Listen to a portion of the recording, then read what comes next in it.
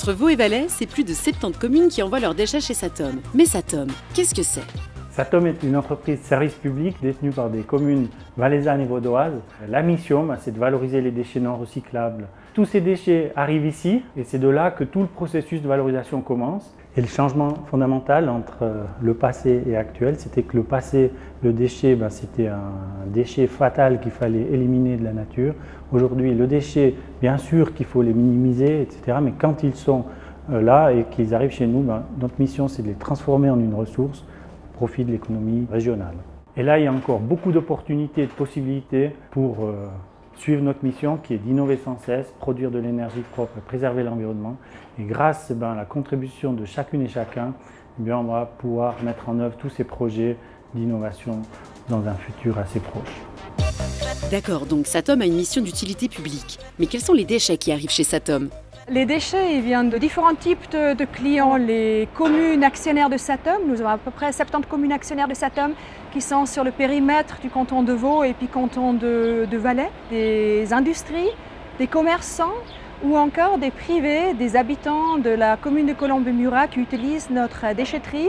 Il y a des déchets urbains, il y a des encombrants. Nous avons des papiers confidentiels qui sont mis directement dans la fosse pour être incinérés, ou bien du bois usagé qui provient des rénovations des chalets, des maisons ou autres, et encore du bois flottant ou des déchets verts souillés qui ne s'apprêtent pas en méthanisation sur notre site de Villeneuve, qui sont amenés ici pour la valorisation, pour la production de l'énergie propre. D'accord, donc on peut envoyer tous les déchets chez Satom? Il y a certains déchets qui ne brûlent pas et ils ont même des filières spécifiques pour eux, pour le tri du verre, du métal et autres. Les autres déchets qui n'ont aussi pas d'utilité à l'usine d'incinération, même s'ils brûlent, c'est les déchets qu'on peut recycler. Bon, on imagine que pour brûler tous ces déchets, il faut un sacré four. Alors, nous sommes devant les deux fours en fonction. Actuellement, nos deux fours ont 80 000 tonnes chacun de capacité et le projet du nouveau four répond à une demande et il sera de 120 000 tonnes de capacité. Ah d'accord, il y a carrément plusieurs fours. Mais pour faire brûler tout ça, il faut de l'essence ou un combustible. On met simplement une allumette pour allumer le four et ensuite on gère la quantité de matière qu'on met dans le four et on régule cette combustion avec un excès d'oxygène. On maîtrise la combustion et avec cette combustion on transfère l'énergie à de l'eau pour faire de la vapeur. Et avec cette vapeur, on va alimenter soit le thermoréseau, soit une industrie proche, ou soit on va faire fonctionner une turbine qui va produire de l'électricité. Avec cette turbine, oui, on produit beaucoup d'électricité. On peut estimer à 140 000 mégawatts par année. Ça présente un peu la consommation d'une ville comme Monthey. D'accord, donc dans les fours, on brûle les déchets et forcément ça crée de la chaleur. Avec cette chaleur, on crée de la vapeur qui va ensuite servir à créer de l'électricité via une turbine. En sortie de turbine, il reste encore beaucoup de chaleur, alors on la récupère pour chauffer des habitations ou des industries via le chauffage à distance. Mais du coup, on imagine qu'il y a aussi beaucoup de chaleur en sortie de cheminée. Vous en faites quelque chose de cette énergie? Alors si on n'exploitait pas cette chaleur qui provient des fumées, en fait, toute cette énergie irait dans l'atmosphère et puis on irait chauffer les oiseaux. Donc Satom souhaite vraiment valoriser un maximum toutes les énergies disponibles dans son installation et puis on va récupérer cette énergie, cette chaleur pour aller alimenter nos clients du réseau de chauffage à distance. Mais en fait, le chauffage à distance, c'est quoi? Nous allons valoriser ces rejets de chaleur pour les acheminer à travers une infrastructure qui est enterrée à travers la ville de Monthey et de Colombes. C'est un caloporteur qui amène cette énergie auprès des consommateurs. Le caloporteur, c'est simplement de l'eau chaude qui est acheminée à travers la conduite allée qui passe à travers cette station de transfert de chaleur chez le client pour revenir à la centrale pour être réchauffé. Et ce système-là, il est en boucle fermée. Compris, mais chez le client, comment ça se passe? Ici, on se trouve dans un local technique d'un centre commercial qui est l'un des plus grands consommateurs de la Satom. Derrière moi, il y a la sous-station.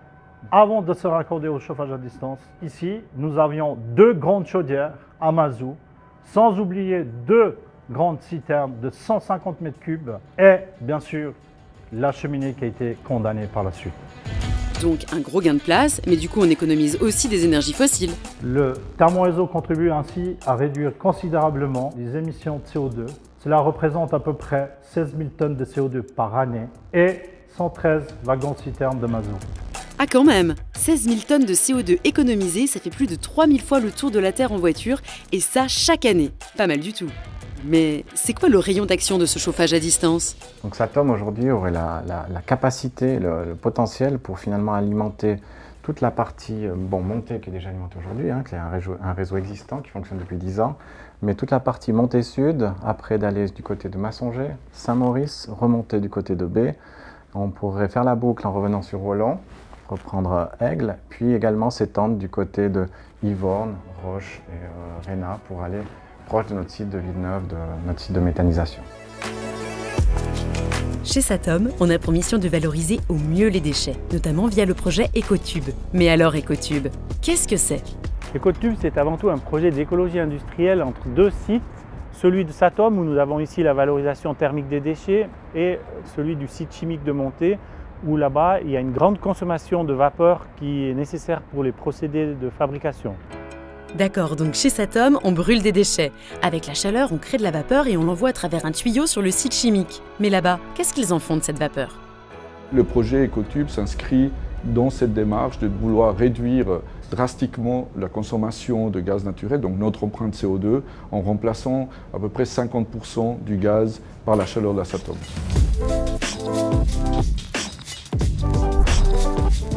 Ok, et en termes d'économie de CO2? Avec ce projet, on pourra réduire les émissions CO2 du site chimique, dépendant du volume de vapeur fourni, jusqu'à 45 000 tonnes par année. Donc c'est considérable, c'est un des plus grands projets de réduction que l'on a en ce moment en Suisse.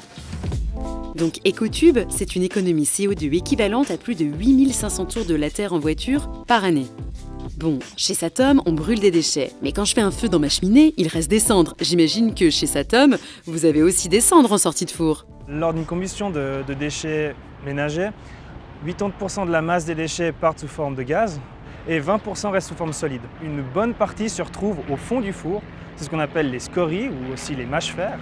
Les scories, en Suisse, on n'a pas le droit de les réutiliser directement dans le domaine de la construction, comme Remblai par exemple, contrairement à d'autres pays autour de chez nous. Et donc, ils doivent obligatoirement être démétallisés et ensuite amenés dans une décharge dite de type D.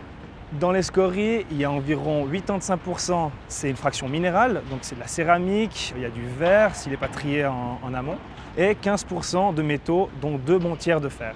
Pourquoi est-ce qu'on doit démétalliser ces scories? Donc j'ai expliqué, il y a le point de vue légal, il y a le point de vue environnemental, pour éviter de mettre en décharge des métaux qui pourraient poser problème dans la décharge.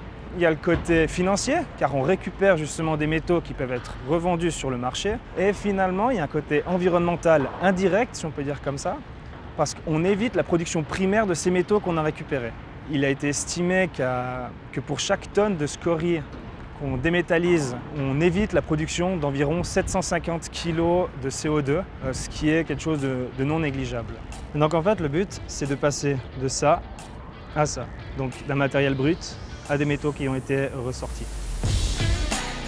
Donc, l'année passée, la démétallisation a permis d'économiser l'équivalent CO2 de 3900 tours de terre en voiture. C'est pas rien. Et chaque année, Satom ressort de nos poubelles l'équivalent de 4 Airbus A340 en aluminium, 17 locomotives en ferraille ou 12 kilos d'or. 12 kilos d'or? Non mais, qui met de l'or à la poubelle? Bon, et il paraît que chez Satom, il y a des projets en gestation. Le principal projet, c'est de remplacer le four le plus ancien et installer une unité de captage CO2. Ça, c'est très important si on veut penser le bilan global carbone de l'entreprise. Et puis, nous avons une stratégie avec le nouveau four de pouvoir valoriser moins de déchets qu'aujourd'hui, si ça devait être le cas. On valoriserait que sur le nouveau four au lieu des 2 comme actuel, ou d'avoir finalement, s'il y a autant de déchets ou plus, d'avoir le four actuel qui restera en soutien du nouveau four. Et d'intégrer avec le nouveau four une nouvelle cheminée avec son module captage CO2 beaucoup plus discrète, puisqu'aujourd'hui les cheminées ne sont plus si hautes qu'auparavant, et donc c'est aussi tout l'aspect visuel, l'intégration du site Satom dans la région qui pourra être optimisée, améliorée également. Oui, dans le futur, il y aura beaucoup de changements qui vont arriver, notamment avec l'intégration des nouvelles énergies renouvelables qu'on ne peut pas piloter. Quand il y a trop d'électricité sur le réseau, par exemple, il faudra pouvoir la consommer au bon moment, la transformer, la stocker et la redistribuer ailleurs au bon moment. Et c'est ça qu'on essaye de faire avec notre logiciel Energy Cockpit. D'accord, mais comment on fait pour stocker l'électricité qui est sur le réseau? Aujourd'hui, l'opérateur national Swissgrid doit faire la régulation du réseau électrique. Alors, nous, dans notre concept énergétique, Satom, on a une possibilité d'installer ce qu'on appelle aujourd'hui le Power to Heat. C'est un énorme boiler électrique qui pourrait aider à la régulation du réseau électrique en effaçant, par exemple, 15 MW de puissance électrique. Lorsqu'il y a trop d'électricité sur le réseau, nous pourrions transformer cette énergie en chaleur ou en vapeur. Donc, ce qu'on va faire, ça va être simple. On installe une grosse bouilloire, un chauffe-eau, 15 MW. 15 MW, c'est l'équivalent de 15 000 bouilloires à la cuisine pour faire notre thé. On l'enclenche, c'est relativement puissant, ça consomme beaucoup d'énergie en un peu de temps. Et là, on va en avoir 15 000, l'équivalent de l'ensemble des logements de la commune de Montet et de Colombey-Murat, réunis en même temps et on active tout ça en l'espace de quelques minutes seulement. Ça va nous permettre de produire de la vapeur qu'on va pouvoir valoriser dans nos réseaux. Et ensuite, l'idée principale étant de soulager le réseau électrique, notamment Swissgrid, le transporteur et le gestionnaire du réseau électrique en Suisse. On peut appeler ça une batterie, on peut l'appeler aussi un convertisseur, où on va transformer de l'énergie sous forme électrique, sous forme ensuite thermique de chaleur. Et qu'est-ce qui pilote tout ça? Un logiciel qui va nous permettre de produire la bonne énergie au bon moment, là où il y en a besoin. La grande question, c'est avec la vapeur qu'on produit dans nos fours, qu'est-ce qu'on fait avec? Est-ce qu'on va l'envoyer dans la turbine qui va générer de l'électricité ou est-ce qu'on va l'envoyer dans le réseau de chauffage à distance ou alors, par exemple, produire de l'hydrogène? Donc en fait, toutes ces questions sont très compliquées, très complexes à analyser, disons, de manière continue. Donc là, on va s'appuyer sur un algorithme qui va nous donner la meilleure recommandation pour l'amener cette énergie sous la bonne forme, au bon moment et puis au bon endroit. Donc on comprend que Satom est spécialisé dans l'énergie et on entend même parler d'hydrogène. Mais l'hydrogène, c'est quoi? Quand on parle d'hydrogène, on parle d'un gaz qui est composé principalement d'un seul atome, qui est l'atome d'hydrogène. Malheureusement, il ne se trouve pas comme ça dans la nature et on est obligé de le produire en séparant des molécules, en injectant de l'électricité. Vu que l'électricité est renouvelable et provient de notre turbine, ça fera une production propre d'hydrogène. Et l'avantage de l'hydrogène, c'est que quand il va se recombiner avec l'oxygène, il va rendre cette énergie et ça va produire juste de l'eau, donc de nouveau la molécule H2O qu'on avait à la base. La seule pollution qu'il y a techniquement, c'est l'énergie qu'on a besoin pour séparer la molécule d'eau. Et si c'est de l'énergie renouvelable, c'est un moteur à eau. C'est surtout pratique pour ce qu'on appelle les flottes captives, donc des bus postaux qui font toujours le même trajet, ou alors dans notre cas, les transporteurs qui nous amènent les déchets. Ils auraient la possibilité de nous amener les déchets et à la même occasion de refaire le plein d'hydrogène. Ça permettrait de les décarboniser et de réduire d'environ 90% leur impact environnemental. Et alors le projet Lavacide, qu'est-ce que c'est? Le projet Lavacide consiste à récupérer le zinc qui se trouve dans les cendres volantes de la Satom. Pourquoi récupérer le zinc? Eh bien parce que c'est beaucoup plus écologique de le recycler plutôt que d'aller l'extraire à l'autre bout de la planète dans des gisements se faisant de plus en plus rares. Nous allons remplacer le lavage par de l'eau neutre par de l'eau qui est acide. Cette acidité permet de faire précipiter les métaux dans un filtrat. Nous allons ensuite concentrer ce filtrat. Cela va donner des bouts d'hydroxyde. Ces dernières seront traitées dans une usine Suisse Zinc qui est en cours d'étude. La gestion des déchets était jadis problématique. Aujourd'hui, j'ai grande confiance que nous allons relever tous ces défis ensemble grâce à l'engagement sans faille de notre personnel, des entreprises qui nous entourent, grâce au soutien des citoyennes et des citoyens, du monde politique. C'est un défi collectif et l'objectif, c'est que finalement la valorisation des déchets aura un impact positif sur l'environnement et de cette manière, on pourra déculpabiliser le fait de produire un déchet qui ne peut pas être recyclé.